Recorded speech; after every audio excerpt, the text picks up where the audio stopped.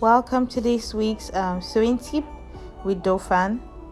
So we're going to be doing your gathering stitch, how you do your gathering, and then how you make the pleating. Here I have a piece of cloth. I turn it into two. I divide it into two. Then to do your gathering stitch, you're going to set your machine on the widest stitch, your longest stitch. That's 5 on my sewing machine. And then you sew a straight line on your longest stitch. Sewing measurement is about a quarter of an inch.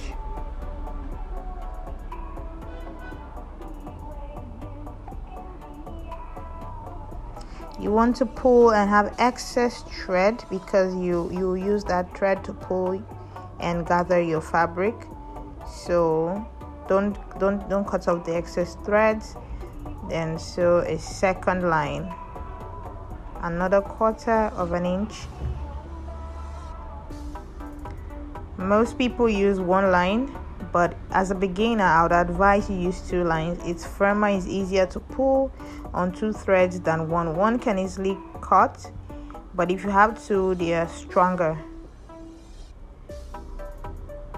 So here you have your 2 lines. Just to be on the safe side, as a beginner you might want to use different colors of thread so that you can identify the one that's under and then the one that is on top.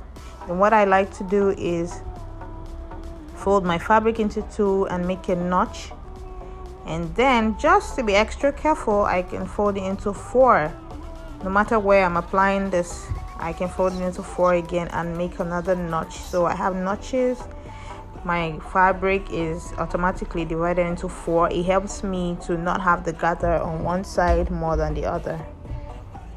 So it helps me to have my gathering even. So you want to pick the 2 threads under the 2 bottom threads. 2 bottom threads. You're pulling on the bottom threads, not the top threads. And then you start pulling from one end towards the middle. Carefully, you don't want to pull too hard, it will break if you pull too hard. So you're going to pull that carefully and even it out as you go. You don't want to have your gathering on one side. When you're done with one side, you pick the second side, pick the 2 bottom threads again, so you're not pulling in opposite directions. So yes, you pull from the bottom thread on the other side towards the middle. So you're going to pull and gather towards the middle, even out as you go. It makes it easier for you. When you're done, you have it all gathered, you want to even it out. You can use your gathering stitch anywhere.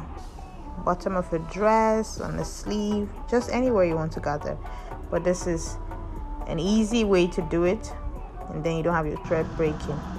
So next we have our pleat. We're going to pleat. This is freehand pleating.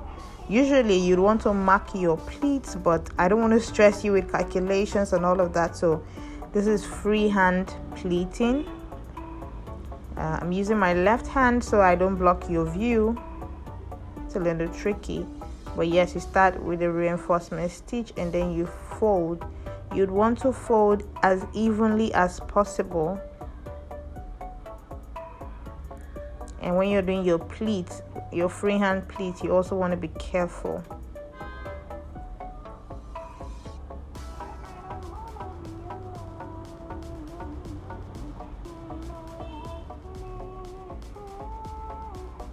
And depending on what you're sewing, your pleat can replace the gathering.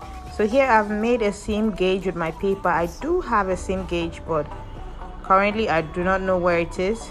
So I'm just going to mark my paper and use it as a seam gauge. That marking there on the paper is my seam gauge mark. So that's the measurement I'm using. It's not up to an inch. I just chose my measurement. There's no particular measurement.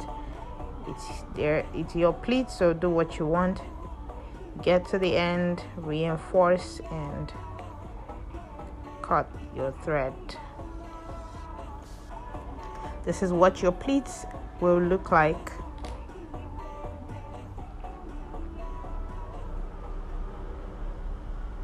Thank you for watching.